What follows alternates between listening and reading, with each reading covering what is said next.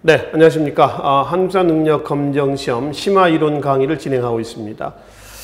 제가 지난 시간에 1910년대 국내와 국외에서의 항일운동에 대해서 살펴봤습니다. 자, 이 시간에는 이어서 교재 562쪽이 되겠습니다. 학생운동부터 해서 살펴보기로 하겠습니다.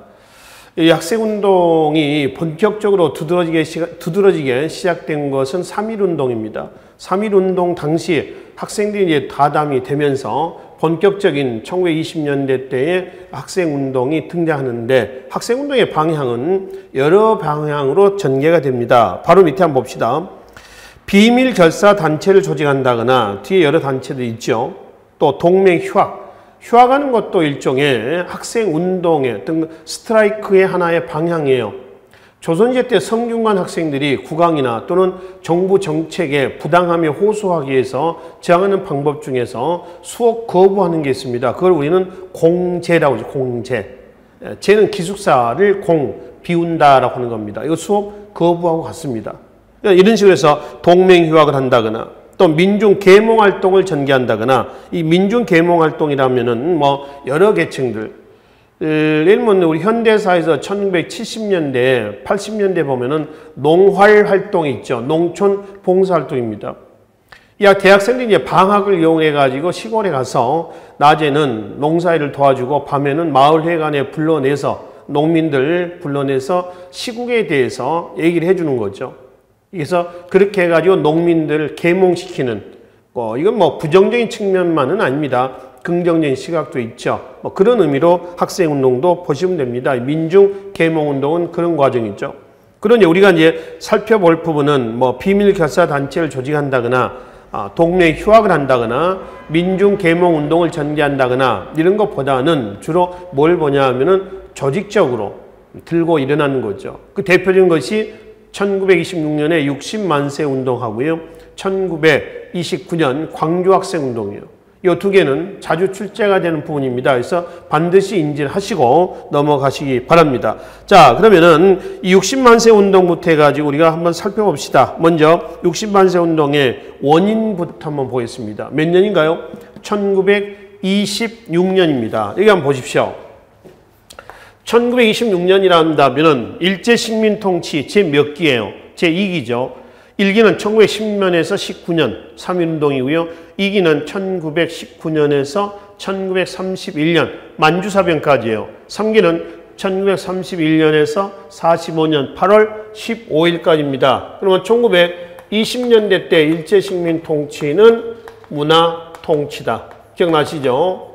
조선총독부의 총독을 문관총독으로도 임명한다. 근데 실제로 문관총독은 있었어요? 없었어요? 단 한 명도 없습니다. 초대 테라우치 마사다께서 마지막 10대 아베 노부유키까지 다 무관입니다. 문관은 하나도 없었습니다. 특히 일제 문화 통치는 성공한 거냐 실패한 거냐라고 하는 거죠. 성공했다. 왜 성공이냐면은 항일운동 과정에서 민족주의 계열을 우파와 그 다음에 좌파로 나눠놨습니다. 그럼 여기서 문화 통치에 이용된 사람들은 누구냐라고 하는 거죠. 이 문화 통치에 이용된 사람은 민족주의 우파예요. 즉, 선, 실력 양성, 후, 독립을 제창했던 사람들입니다. 그러니까 우리가 이 모양 이 꼴이 된 것은 일본이 문제가 아니라 우리가 힘이 없어서 이렇게 됐다. 그래서 힘을 기르자라고 하는 겁니다. 실력 양성 운동, 이게 민족주의 우파입니다. 근데 그래서 민족주의 좌파는 무슨 소리냐? 말도 안 된다. 무조건 독립이다. 그래서 절대 독립을 제창했던 민족주의 좌파입니다. 여기다가 20년대 때 우리나라에 뭐가 들어왔냐 그러면은 바로 사회주의 사상까지 들어오죠. 이 사회주의 사상에 대해서는 이제 다음 시간에 한번 얘기가 되겠습니다만은, 하여튼 20년대 때의 항일운동은 결론은 뭐냐 그러면은 혼선기다 이렇게 보는 거죠. 문화 통치하에서 민족주의 우파와 좌파 나눠졌죠. 사회주의 사상까지 돌아가지고 말 그대로 20년대 항일운동은 뭐예요? 혼선기입니다. 이 혼선을 극복하려는 노력, 그걸 우리는 뭐라고 하냐면은 민족유일당 운동이라고 그래요. 또는 민족단일당 운동, 또는 민족협동전선이라고도 일한다는 거죠.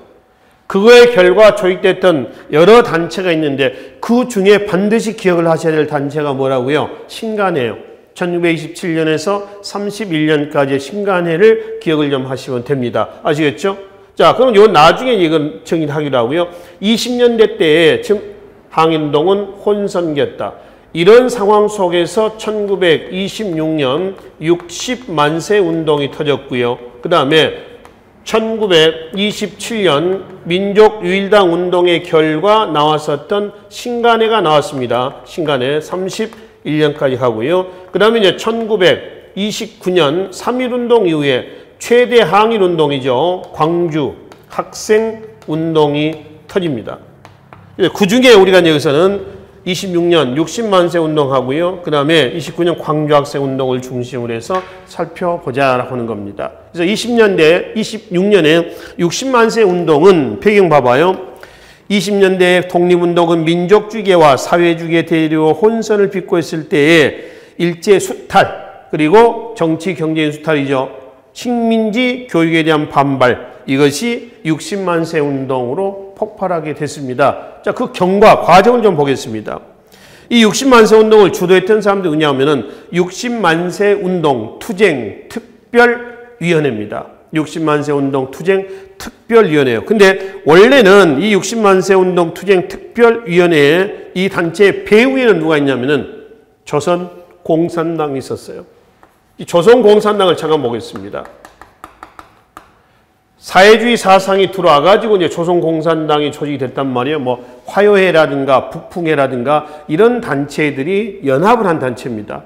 그래서 조선공산당이 조직됐는데 이 조선공산당은 몇 차까지 나오냐면은 1차, 2차. 1차 해산되고 2차 재건됩니다. 다시 해산되고 재건 3차. 다시 해산되고 재건됩니다. 4차까지 나오는데 여러분들이 기억을 좀 하셔야 될 조선공산당은요 2차하고 3차를 기억을 좀 하시면 됩니다. 2차는 왜 기억을 하시냐면은 2차에서 60만세 운동이 있죠. 60만세 운동을 주도를 해요. 주도를 합니다. 60만세 운동을 주도하면서 조직했던 단체가 지금 나와 있는 뭐예요? 60만세 운동 투쟁 특별위원회라는 얘기예요. 아시겠죠? 근데 이제 60만세 운동을 주도하다가 들통이 났어요. 들통이 나서 2차 조선공산당은 해산이 됩니다. 그리고 제3차 조선공산당이 조직이 돼요. 그러면 제3차 조선공산당에서는 뭐를 기억하시냐 그러면은 바로 정우의 선언을 발표했다라고 하는 걸 기억을 좀 해두세요. 정우의 선언입니다. 1926년 11월 정우회는 1927년 2월달 조직했던 신간회 있죠. 신간회의 선언문이 돼요. 그래서 이 정우회 선언을 발표했던 것이 제3차 조선공산당이고 이 정우회 선언을 토대로 해서 뭐가 신간회가 결성이 됐다라고 얘기를 하죠. 그래서 조선공산당은 2차, 3차 나중에 따로 이게 돼 있습니다. 사회주의 사상이 다시 봅시다. 그래서 2차 때 60만세 운동을 주도하다가 해산됐고 3차는 정우회 선언을 발표했다라고 하는 걸 기억을 좀 해두세요. 그러면은 60만세 운동을 2차 조선공산당에서 주도했다가 해산이 됐으면 그럼 60만세 운동은 누가 전개했느냐라고 하는 거죠. 해산됨으로 인해서 안 됐죠. 여기서는 못하니까 사회과학 연구를 목적으로 조직했었던 단체 학생단체 하나 있습니다. 바로 밑에 한번 봅시다. 1925년에 조선 학생과학연구회라는 단체였어요. 원래는 사회과학을 연구하기 위해서 조직했던 단체입니다. 이 단체들이 60만세 운동을 주도하게 됐습니다. 이렇게 되다 보니까 60만세 운동에는 자연히 어떤 사상이 내재가 되어 있어요? 바로 사회주의 사상이 내재가 되어 있다는 겁니다. 2차 조선공산당에서 또 진행이 되어 오면서 주도를 해오면서 자연히 사회주의 사상이 내재가 되어 있었다라고 하는 겁니다. 일단 이 단체가 주축이 돼서 전개가 됐었던 거죠. 자, 563쪽으로 가겠습니다. 맨 위에 보시면은 그래서 이제 1926년 6월 10일 순종의 인산일을 계기로 하고 있죠. 고종의 장례일, 고종의 인산일을 계기로 한 것이 1919년 3.1운동이었죠. 그리고 순종의 인산일을 계기로 한 것이 26년 60만세 운동이 된다라고 하는 겁니다. 아시겠죠? 그래서 순종의 인산일을 계기로 태극기와 경문을 살포하고 독립만세를 부르면서 대규모 군중 시위 운동으로 전개가 됐습니다. 자, 이거는 60만 세 운동은 당일에 끝난 것이 아니라 이후에 계속 확산이 됐고요. 전국적으로 확산이 됐습니다. 그 과정에서 60만 세 운동 당시 아까 2차 조선공산당 거기 나와 있죠. 이제 두 번째 그 얘기는 이렇게 보시면 됩니다. 60만 세 운동 배후 조종 혐의로 조선 총독부의 추적을 받아 붕괴가 되고 뭐가요? 제2차 조선공산당 해산됐단 말이에요. 그리고 이제 실질적인 60만 세 운동은 조선 학생사회과학연구회를 중심으로 해서 전개가 됐다는 겁니다. 전개가 됐다라고 하는 것이죠. 그리고 해산된 이후에 제3차 조선공산당이 조직했는데 제3차 조선공산당에서는 정우의 선언을 발표했었다. 이것이 신간의 선언이다라고 하는 겁니다. 자, 밑에 60만 세 운동 때에 경문이 있습니다. 그 경문 좀 잠깐 보겠습니다. 조선민중아 우리의 철천지 원수는 자본주의 제국주의 일본이다. 2천만 동포야 죽음을 각오하고 싸우자. 만세 조선 독립만세 이랬죠. 여기서 우리의 철천지 원수는 제국주의 일본이다. 그러면 이해를 할 수가 있겠죠. 당연히 제국주의 일본의 수탈과 정치 경제인 수탈과 식민지 교육에 대한 반발이란 말이에요. 근데 앞에 우리의 철천지 원수는 뭐라고 그랬어요? 자본주의가 들어가 있거든요. 왜 자본주의가 타겟이 됐느냐라고 하는 겁니다. 60만 세 운동에는 아까 말씀드렸죠. 제2차 조선공산당이 주도가 됐다라고 하는 거. 그렇죠? 물론 해산이 됐지만은 그래서 자연스럽게 60만 세 운동에는 어떤 사상이 들어가 있었다? 사회주의 사상이 여기에 내재가 돼 있었다라고 하는 겁니다. 그래서 사회주의 사상이 내재가 돼 있었기 때문에 거기에 60만 세 운동의 경문에 보면은 자본주의가 타겟이 됐다라고 하는 거죠. 이해되시죠? 그래서 경문의 자본주의는 그렇게 이해를 좀 하시면 되겠습니다. 그래서 결국 60만 세 운동은 사회주의 사상이 들어감으로 인해서 20년대 혼선기, 어떤 혼선기? 민족주의 우파, 좌파, 사회주의 사상이 대립, 갈등, 이 혼선을 극복할 수 있는 하나의 징검다리 역할을 했었다라고 하는 것을 확인을 해볼 수가 있단 말이에요. 아시겠죠? 그래서 바로 위에 봐봐요.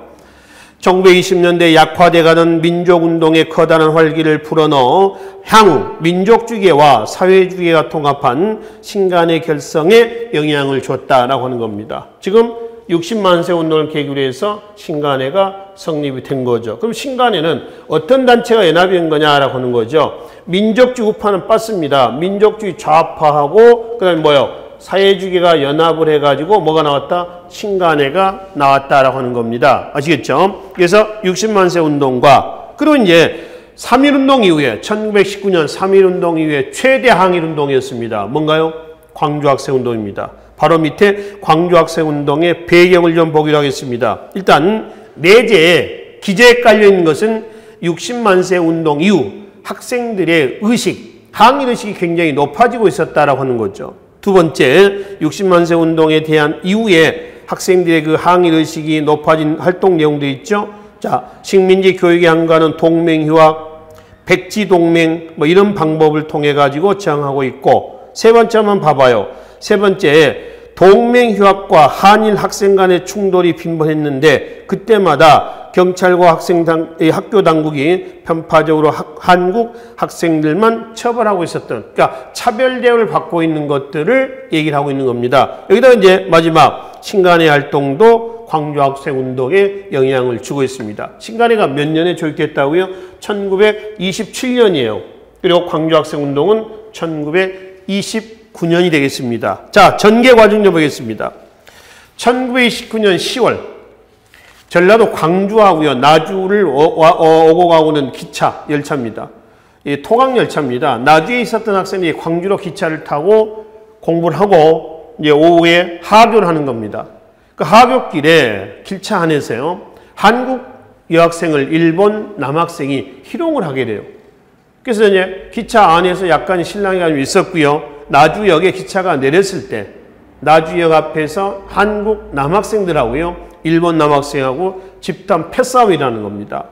이거를 일본 경찰이 한국 학생들을 일방적으로 잡아들이면서 시작이 된 거죠. 이것이 광주 시내 학교 외에도 전국적으로 확산이 됩니다.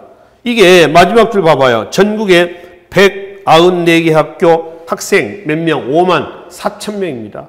그래서 3.1운동 이후에 최대 항일운동으로 확산이 됐다라고 하는 겁니다. 그동안에 학생들이 조직했던 비밀결사도 있습니다. 그 비밀결사단체들, 뭐 성진회라든가 독서의 중앙본부라든가 이런 단체들이 다 가담을 한단 말이에요. 그래서 광주학생운동은 1919년 3.1운동 이후에 최대 항일운동으로 확산이 돼 나갔고 국내에서뿐만 아니라 국외로도 넘어갔다. 그렇죠? 자, 564쪽에 사료 좀 하나 보겠습니다. 맨 위에. 그 광주학생운동 때 경문이 있습니다. 장엄한 학생 대중이여 체육까지 우리의 슬로건을 지지하라. 그리고 분개하자 싸우자 굳세게 싸우자 검거자를 즉시 우리 손으로 탈환하자 등등이 있죠. 이 사료하고요. 앞장에 나와 있는 60만세 운동 때 사료하고 잘 구분을 좀 해 두십시오. 애우실 필요는 없습니다. 애우시라는 얘기는 아니고요.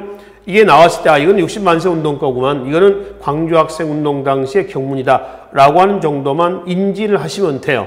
아시겠죠? 그래서 20년대에 학생운동은 60만세 운동하고요. 광주학생운동을 중심으로 해서 살펴보시면 되겠습니다. 자, 또 하나 1910년대에서 20년대까지 전개된 결사운동과 애국지사의 활동이 있습니다. 이 결사운동 그러면은 이제는 말로 해서는 안 되겠다는 겁니다. 어떤 무장 폭력 단체를 조직해서 조직적으로 전개해 나가는 것이죠. 폭력적인 방법을 통해서 제안하는데 여기서 폭력이라고 해서요. 사전적인 의미의 폭력으로 오해하지 마시고요. 이 폭력은 좋은 폭력입니다.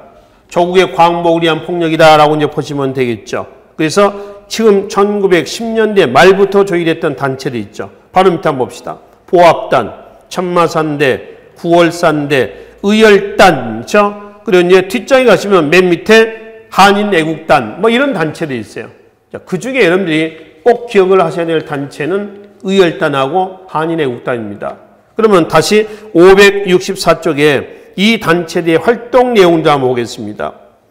자, 일제식민통치기관의 파괴, 일본 군경과의 교전, 전투입니다. 그 다음에 친일파 처담, 그 다음에 군자금 모금, 이거를 전개하는데 독자적인 활동을 하는 건 아니고요. 만주에 있는 독립군하고 유기적인 연계 관계를 가지고 활동을 합니다. 그러니까 조선 땅에서 만주 땅 왔다 갔다 하면서 활발하게 전개하게 되는 거죠. 그 단체가 지금 평안북도 동남산에서 활동했다는 보합단, 그 다음에 평안남도, 평안북도 천마산을 근거로 활동했다는 천마산대, 그 다음에 마지막 황해도 구월산에서의 구월산대, 이런 단체가 있었어요. 이거 외에 1919년 김원봉이 조직했었던 정의와 맹렬의 약자입니다. 뭐라고 그래요? 의열단입니다. 이 의열단 그러면 뭐를 꼭 기억하시라고 했어요? 대한민국 임시정부 때 말씀을 드렸습니다. 신채호의 조선혁명 선언문을 기억을 하시라고 그랬죠. 그렇죠? 신채호는 이때는 어디에 있었다고 그랬어요? 상하이를 떠나서 북경에 있었다라고 하는 거죠. 북경에 있었던 것은, 즉 상하이에서 북경을 갔었던 것은 1923년 국민대표회의가 결렬이 되자 창조파의 신채호는 상하이를 떠나서 어디로? 북경에서 머물고 북경에서 이후에 아나키스트 활동을 전개하고 있었다. 즉 무정부주의 운동을 전개하고 있었으며 이때 신채호는 역사의 주체를 누구로 보고?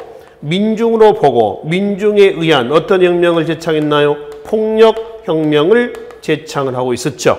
역사의 주체는 민중이다라고 하는 겁니다.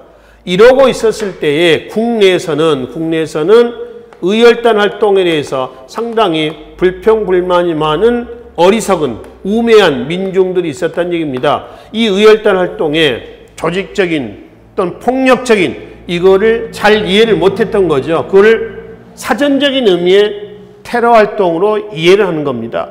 그래서 이제 의열단의 김원봉이 어디로? 북경으로 가서 김원봉이 가서 신채호에게 이런 사실 얘기를 합니다. 그래서 신채호가 김원봉의 듣고 써줬던 글이 뭐라고 했어요? 조선혁명 선언문이에요.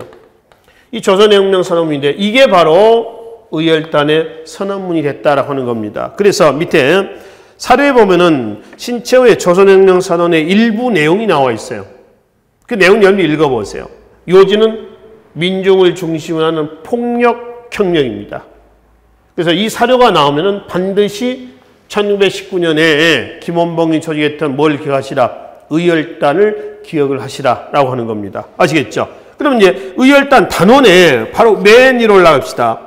그 단원에 박재혁, 최수봉, 김익상, 김상옥, 김지섭, 나석주 이런 사람들이 있어요.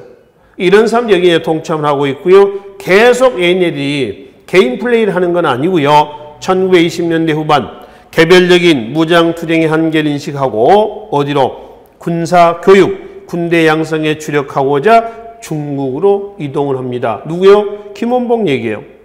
그래서 중국 황포 군관학교에 입학을 하고요.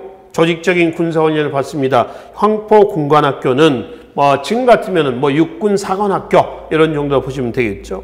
그리고 1930년 중국 정부의 지원으로 조선혁명 간부학교를 설립을 하고, 그리고 이제 1935년 중국 내에 독립운동 통합단체 조선민족혁명당을 조직합니다.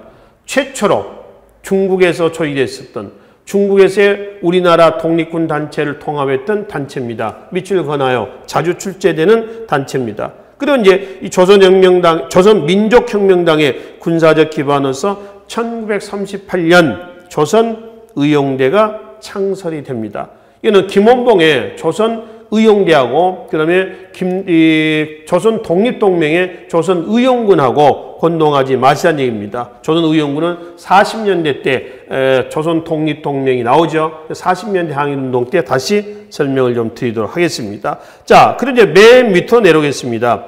1931년 김구가 조직했던 한인애국단이 있죠.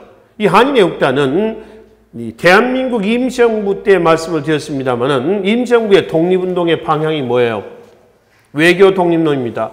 이게 좀 침체가 되니까 침체된 독립운동을 조금 다시 추스르기 위해서 김구가 1931년에 한인애국단을 조직을 합니다. 그래서 한인애국단의 대표적인 단원의 활동 내용 중에서 다음 장에 보겠습니다. 32년 1월에 이봉창 의거입니다. 이 이봉창 의거의 결과가 원인이 됐던 것이 바로 밑에 윤봉길 상하이 홍코공원 폭탄 투척 의거예요. 아시겠죠? 이봉창 의거 좀 봅시다. 일본에서 일본 국왕 폭살 기도 사건입니다. 폭탄을 던졌어요. 근데 실패로 끝났습니다. 이거를 중국 국민당의 기관지 국민일보에서 신문 기사를 냅니다. 이 사건에 대한 뭐라고 했냐 했더니 넷째 줄 나와있죠. 다섯째 줄. 일황 불행부중 이랬어요. 불행히도 일본의 천황을 명중시키지 못했다. 이렇게 신문 기사를 낸 겁니다. 일본이 이제 굉장히 기분 나쁜 거죠. 그래서 일본이 상하이를 침략합니다. 이게 상하이 사변이에요. 일본이 이겼습니다. 상하이 홍코공원에서 이 승전 축하와 그 다음에 일본의 천황의 생일 축하 기념 행사를 하고 있었어요. 이때 폭탄을 던진 사람이 누구예요? 바로 윤봉길입니다. 이 윤봉길 의거란 말이에요. 그래서 이 윤봉길 의거를 계기로 해가지고 당시 중국의 국민당의 장개석이 한 얘기가 있습니다. 셋째 줄 봐봐요. 중국의 1억 인구가 해내지 못한 일을 한국의 한 청년이 해냈다 해서 감격을 합니다. 이것이 중국 국민당과 대한민국 정부, 대한민국 임시정부하고의 어떤 신의, 믿음이 쌓이게 되는 계기가 된다는 얘기예요. 그렇죠? 그래서 32년 이 사건을 계기로 해서 30년대 항일운동은 한중연합작전 이렇게 넘어갑니다. 민족주의는 민족주의끼리, 사회주의는 사회주의끼리 해서 한중연합작전이 전개가 되는 그러한 계기가 됐었다라고 얘기하는 것이죠. 먼 훗날 1940년에 충칭에서 한국 광복군이 창설될 수 있는 그 밑거름을 또 제공해 줬었다라고 하는 겁니다. 보세요. 어느 나라가 자기 나라에 다른 나라의 군대가 들어와서 창설된 것을 누가 원하겠어요? 원하지는 않겠죠. 그렇죠? 근데 중국 국민당은 허용했단 말이에요. 한국 광복군. 이거는 그만큼의 믿음을 전제로 하고 있었다라고 하는 겁니다. 그래서 한애국단의 이봉창 의거와 윤봉길 의거는 인과관계 속에서 전개가 됐습니다. 자, 기타 박열. 바로 밑에 봅시다. 김약수. 제1조선인 사회주의 단체로서 흑도회라는 단체가 있습니다. 나중에 이념 문제로 나눠지죠. 무정부주의 계열인 흑우회와 그 다음에 사회주의 계열이었던 북성애로 분열이 되고 있습니다. 그 다음에 24년에 다물단이 있습니다. 이 아나키스트 김창숙이 조직했었던 단체입니다. 다물단. 다물이란 뜻이 뒤에 용감, 전진, 쾌단 이런 의미도 있고요. 또 입을 다물어라. 그 입 다물라 이러죠. 그 입을 다물고 뭐 해라? 실행해라. 그러니까 죽어도 너 혼자 죽어라 이거지. 그러니까 비밀을 누설하지 마라. 이런 의미죠. 입을 꼭 다물란 얘기예요. 그런 의미도 있습니다. 자, 이렇게 해가지고 조직했던 다물단이 있고요. 그 다음에 밑에 기타 연해주에서의 노인단이 있죠. 이 대한노인단이라고 그러는데 65세 몸으로 강우규가 새로 부임하는 3대 총독 사이토 총독, 문화통치의 창안자 아닙니까? 사이토 총독에게 폭탄을 던졌는데 미수로 끝났습니다. 이 사이토 총독은 제3대 총독이에요. 2대 총독이 하세가와 총독입니다. 하세가와 총독이 3.1운동의 책임을 지고 물러갑니다. 그리고 3대 총독 사이토 마코토, 사이토 총독이 3대 총독으로 부임을 해요. 부산에서 기차를 타고 서울에 왔거든. 서울역에 내려서 내려올 때, 걸어 내려오는데 폭탄을 던진 거예요. 실패로 끝났습니다. 이게 바로 지금 노인단, 대한노인단의 강호규 의거예요. 조명아, 대만에서 일본 국왕의 장인을 폭사시켰죠. 타이중 의거, 대만 의거가 되어 있습니다. 그럼 백정기, 이 중국 상하이에서 주중 일본 공사를 죽이려다 실패했습니다. 용산 효창공원에 3의사묘가 있는데 여기에 안장이 됐고요. 양근안이라는 사람도 있죠. 친일파 민원식을 사살을 했습니다. 왼쪽 사진 좀 잠깐 보겠습니다. 용산에 가면 서울 용산입니다. 효창공원이 있어요. 효창공원에 3의사묘가 있습니다. 자, 의사는 국가와 민족을 위해서 폭력적 방법으로 저항한 사람이에요. 안중근 의사 이렇죠? 열사는 뭐 열사는 국가와 민족을 위해서 비폭력적 방법으로 저항한 사람입니다. 유관순 열사 이러죠? 지사 뜻짓지 않습니다. 지사는 국가와 민족을 위해서 싸울, 투쟁할, 목숨 바쳐서 싸울 능력 같은 뜻을 갖고 있는 사람을 지사라고 그래요. 애국지사 이렇게 일하지 않습니까? 그래서 의사와 열사와 지사는 이렇게 구분하시면 됩니다. 그러면 3의사묘에서 무덤이 4개가 있죠. 사진에 보면은. 그죠? 이게 이봉창, 윤봉길가 아나키스트 백정기입니다. 앞에 비문이 있어요. 비석이 있습니다. 그래서 확인하고요. 맨 왼쪽에는 도마 안중근의 가묘입니다. 김구가 안중근의 유해를 하얼빈 그 의거 이후에 안중근이 사형당하지 않습니까? 그래서 안중근의 유해를 다시 이쪽으로 옮기려고 했어요. 그래서 미리 가묘를 만들어 놨거든요. 근데 김구가 아시다시피 49년에 암살이 해버려요. 49년 6월에. 당시 안두희라고 하는 포병 소위에게 암살입니다. 물론 지극히 안두희 개인적인 일은 아니었을 겁니다. 배후에는 누가 있었겠죠. 누가 있었습니다. 이승만이 됐건 하여튼 누가 있었을 겁니다만은 하여튼 김구가 죽어버리면서 결국은 안중근의 유해도 어떻게 했어요? 유야무야, 유해 이송하는 것도 유야무야 돼버렸어요. 그러니까 이건 지금 안중근의 가묘만 남아있어요, 이제. 그러니까 이건 이제 이 무덤 3개만 남아있는데 이게 뭐다? 3의사묘다라고 얘기를 한단 말이에요. 아시겠죠? 그래서 사진은 그렇게 이제 보시면 되겠습니다. 자, 그래서 이제 1920년대 때 학생운동하고요, 결사운동, 이런 단체대 활동들을 거기까지 살펴보시면 되겠네요. 자, 그리고 567쪽으로 하겠습니다. 이제 1920년대 때 국외에서 일어났었던 무장 독립전쟁을 먼저 살펴보겠습니다. 20년대 무장 독립전쟁은요, 사건의 전개 과정을 순서대로 기억을 좀 하십시오. 사건 전개 과정을. 자, 먼저 20년대 때 항일운동은 10년대하고 비교해서 조금 달라져요. 그러니까 10년대 때는, 1910년대 때는 국내건 국외건 조금 온순하게 전개했다라 한다면 20년대는 좀 거칠게 전개됩니다. 그 직접적인 계기가 된 사건은 3.1운동이에요. 3.1운동을 계기로 해서 좀 조직화되고요, 폭력화되고 있었습니다. 국내건 국외건 그렇다라고 하는 겁니다. 그래서 20년대 국외 무장 독립운동에 동참했던 여러 단체도 있습니다. 북로군정서, 서로군정서, 대한독립단, 대한독립군, 이거 홍범도 부대입니다. 평민의병장, 그 다음에 광복군 총령, 대한독립군, 이거는 기독교 계통의 인사들이겠습니다. 기타 대한통의부, 또 대한국민의 군, 광복군 사령부, 또 밑에 혈성단, 국민군단, 보합단, 철마산대 등 전부 다 몇 년대요? 20년대 때의 무장 독립운동 단체입니다.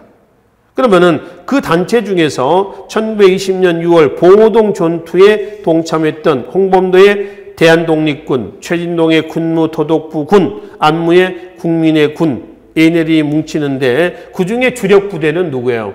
홍범도의 대한독립군입니다. 그래서 홍범도의 대한독립군을 중심으로 해서 20년 6월 일본군 1개 대대병력을 봉오동에서 격파시킨 사건이에요. 이게 봉오동 전투입니다. 이겼어, 우리가.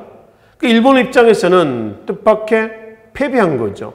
이길 줄 아는데 깨진 거예요. 그래서 바로 밑에 보겠습니다.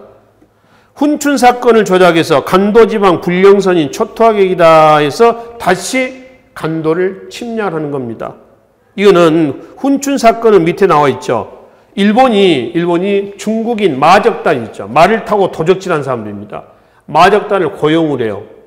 그래서 중국에 있었던 일본 공사관을 습격을 하게 합니다. 일본인을 죽여요. 굉장히 잔인한 방법이죠. 동족 상잔의 비극이죠. 일본인이 일본인을 직접 죽이지 않았다는 것뿐이지 일본인의 사주를 받아서 중국 마적단이 돈 받고 일본인들을 죽인 겁니다. 그래 놓고 이거를 한국 독립군에게 뒤집어 씌우는 거죠. 그래서 이제 간도지방 불령선인 바로 초토화객이다. 불령선인은요, 불온하고 불순한 조선인이라는 뜻이에요. 얘를 토벌하겠다 해서 군대를 보내는 겁니다. 이것이 바로 밑에 청산리 대첩의 배경이 되는 거죠. 그래서 군대를 보냈는데 의외로 청산리에서 또 깨져버렸어요. 이게 청산리 대첩이에요. 몇 년이죠? 20년 10월입니다. 여기에 동참했던 군인들 좀 보겠습니다. 밑에 청산리 대첩 한번 보세요. 자, 여기서는 김좌진을 중심으로 했었던 북로군정서군, 홍범도를 중심으로 한 대한독립군, 안무를 중심으로 했던 뭐죠? 국민의 군. 여기 있죠? 얘네들 중에서 김좌진의 북로군정서군이 주축이 되고 있었습니다. 이 북로군정서군은 바로 대종교가 배후에 있었다라고 얘기를 하죠. 그 위에 다시 봐봐요. 두 번째 칸입니다. 대표적인 부대 해가지고 맨 첫 번째 만주에 북로군정서군이 있습니다. 원래는 중광단입니다. 중광이란 얘기는 새로 종교를 만들었다는 게 아니라 옛날에 있었던 걸 다시 좀 다듬어서 다시 재오픈했다라고 하는 그런 의미예요. 대종교. 대종교를 합니다. 그래서 중광단이 대한정의단으로 바뀝니다. 대한정의단이 대한군정부로 바뀌어요. 대한군정부가 북로군정서군으로 바뀝니다. 여기에서 얘기하고 있는 이 북로군정서군, 이것이 1920년 10월 김좌진의 뭔가요? 청산리 전투의 주축 부대였다라고 하는 거지. 그래서 중광단, 대한정의단, 대한군정부, 그 다음에 북로군정서군. 자, 다 묶어서 다음 주 종교단체 뭐와 관련되어 있다? 대종교와 관련이 되어 있다. 이렇게 기억하십시오. 아시겠죠? 자, 그래서 이제 그 북로군정서군을 중심으로 해가지고 일본군 부대를 맞아서 6일 동안 10여 차례 전투를 끝으로 승리를 거뒀습니다. 그러면 일본 입장을 한번 봅시다. 일본에서는 지금 봉오동 전투에서 깨졌죠. 자, 그리고 넉 달 후에 다시 청산리 전투에서 또 깨졌죠. 연거푸 깨진 일본의 보복이 탄생됩니다. 그것이 뒤로 좀 가겠습니다. 교재 568쪽 맨 위에 보세요. 1920년 10월, 그러니까 청산리 전투도 10월이에요. 직후에 간도를 점령하는 뭐죠? 간도 참변을 단행을 합니다. 그래서 1920년 간도 참변 맨 위로 보겠습니다. 봉오동 청산리 전투에서 큰 타격을 받은 일제는 독립군의 항전을 식민통치에 대한 위협이라고 판단하고 이 기회에 만주에 있는 독립운동의 근거지를 소탕하기로 하였다. 모두 죽이고 모두 태우고 모두 빼앗는다라고 하는 삼광작전을 내걸고 간도 일대에서 동포 1만여 명을 학살하고 민가 2,500여 채와 학교 30여 채를 불태우는 사건을 저질렀다. 이걸 뭐란다? 경신참변이란다라고 했죠. 또는 간도참변입니다. 1920년이 경신년이에요. 경신년. 그래서 경신참변라고 이랍니다. 그리고 간도참변 이후에 한국인들과 한국 독립군들은 뿔뿔이 흩어집니다. 분열이 돼버리죠. 그거를 서일은 사회주의 계열입니다. 서일이라는 사람이 다시 재조직한 게 있어요. 그게 바로 뭐냐면 대한독립군단입니다. 여기 봐요. 보동 전투의 주축 부대는 누구라고 했어요? 홍범도의 대한독립군이라고 했죠. 홍범도의 대한독립군이 있고요. 간도참변 이후에 뿔뿔이 흩어있던 독립군을 다시 분열될 걸 재정비했었던 사람이 누구라고요? 서일이라는 사람입니다. 서일이 조직했던 대한독립군 뭐가 있어요? 단이 있습니다. 독립운동 단체 명칭이 말이죠. 좀 비슷비슷해요. 혼동하지 마시라는 의미에서 말씀을 드린 겁니다. 그래서 대한독립군단을 조직했습니다. 서일이 이제 재조직해서 이게 1920년 12월이에요. 재조직해서 서일의 대한독립군은 어디로 갔냐면은 소련으로 이동을 해갔습니다. 왜 소련으로 갔느냐 그러면은 당시 레닌이 우리의 독립운동을 도와준다라고 얘기를 했잖아요. 이 앞에 대한민국 바로 앞 시간입니다. 대한민국 임시정부에서 보면은 대한민국 임시정부 국무총리 이동희가 소련의 레닌과 접촉을 한다고 그랬죠. 레닌이 대한민국 임시정부 요인에게 뭐라고 그랬어요? 바로 니네들 독립을 위해서 우리가 최대한 도와주겠다 그랬단 말이에요. 진짜 우리가 독립을 도와준 건 아니고 레닌 생각은 어떤 생각이냐면 우리나라에서 사회주의 혁명이 일어나기를 원했던 겁니다. 즉 러시아 혁명처럼. 그치? 성공한 러시아 혁명처럼. 그래서 이제 레닌이 도와준다고 그랬어. 그때 분위기가 그랬단 말이에요. 그래서 소련으로 이동을 했어. 누가? 서일이. 서일은 사회주의 계열이에요. 근데 갔더니 소련에서는 아직 내전 중이었습니다. 무슨 내전이냐 그러면은 혁명파하고요. 러시아 혁명에 창성하는 혁명파하고 거기에 반대하는 뭐죠? 반혁명파로 나눠졌습니다. 혁명파하고 반혁명파인데 이 혁명파는 바로 농민, 그 다음에 노동자, 소위 프롤레타리아 중심들 계층입니다. 얘네이고요. 얘네를 부대가 적색군이에요. 이걸 붉은 군대다라고 얘기도 합니다. 붉은 부대, 붉은 군대죠. 반혁명파 있죠. 이 반혁명파는 뭐냐? 얘네는 지주, 자본가들입니다. 지주와 자본가들이죠. 소위 부르주아지 계급들이 여기에 해당이 되겠습니다. 얘네를 부대에 바로 하얀색, 그러니까 백색군이 되는 거죠. 하얀 군대다. 얘네 군대를 이렇게 얘기를 한다라고 하는 겁니다. 그래서 내전은 러시아 혁명 이후에 러시아 혁명을 다 하자 했는데 러시아 혁명 수행 과정에서 지주와 자본가들이 다 내놔라 했더니 얘네들이 반대를 하는 겁니다. 혁명에 반대를 한 거죠. 얘네들 부대가 뭐였다? 백색군이었고 농민 노동자들은 좋다. n분의 1로 나눠버리자. 그래서 프롤레타리아 계층으로서 얘네들 부대가 뭐였다? 적색군이었다라고 하는 겁니다. 그러면은 서일은 내전 때 가서 누구를 도와줬겠어요? 여기서 누구를 도와줬을까요? 바로 혁명파일까요? 아니면 반혁명파일까요? 바로 혁명파를 누가 서일의 군대가 얘네를 뭐 했어요? 후원을 했습니다. 그래서 결국 누가 승리하냐면은 얘네들이 승리를 했어요. 그래서 세계사에서 최초의 사회주의 국가가 만들어지게 되는 겁니다. 그게 소비에트 연합, 줄여서 뭐라고 그래요?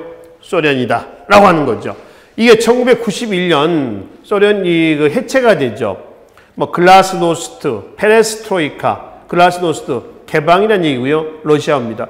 페레스트로이카 개혁이라는 얘기입니다. 그래서 글라스노스트, 페레스트로이카 등의 개혁 방안에서 개혁 정책이 추진되면서 1991년에 소련 연방은 해체가 되고, 그리고 소련의 주 국가 체제는 어디로 남는다? 러시아로 남았고, 그리고 동유럽 쪽의 일부 나라들은요, 처음에 분리 독립을 했어요. 근데 나중에는 경제난을 당하면서 다시 러시아에 붙는 이러한 정세를 보이고 있습니다. 자, 다시 보겠습니다. 그러면은 서일이 얘네를 후원해가지고 이제 얘네들이 나중에 소련이라고 하는 세계사 최초의 사회주의 국가를 만들었단 말이에요. 그러면은 얘네들이 이제 누구를 도울 차례야? 서일을 도울 차례죠. 그래서 얘네들이 서일을 돕는다고 그랬어. 야, 니네 해라. 후원해 줄게. 그래서 이제 서일의 대한독립군단이라든가 고려공산당, 얘네들이 소련에 어디에서 모였냐면은 자유시에서 모였어요. 자유시에서 모였다가 소련의 적색군에게 무장해제 당한 사건을 뭐란다? 자유시 사변이다.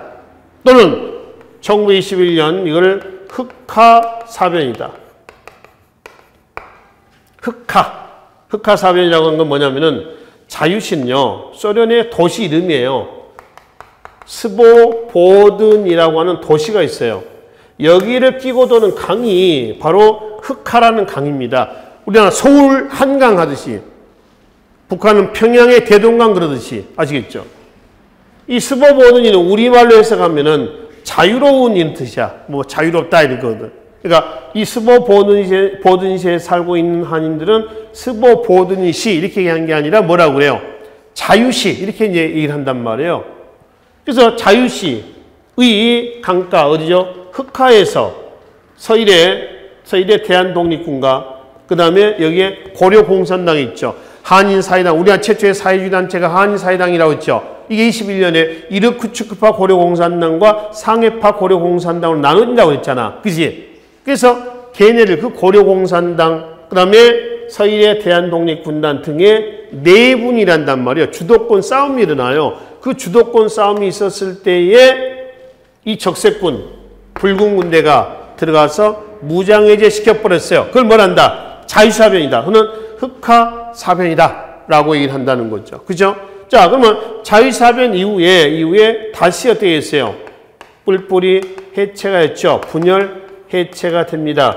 이거를 다시 재통합하기 위한 운동, 움직임이 나오죠. 그 움직임이 뭐 나왔냐면은 육군, 주만, 참, 의, 부. 1921년이 되겠습니다. 1921년. 그 다음에 정, 의, 부. 1922년이죠.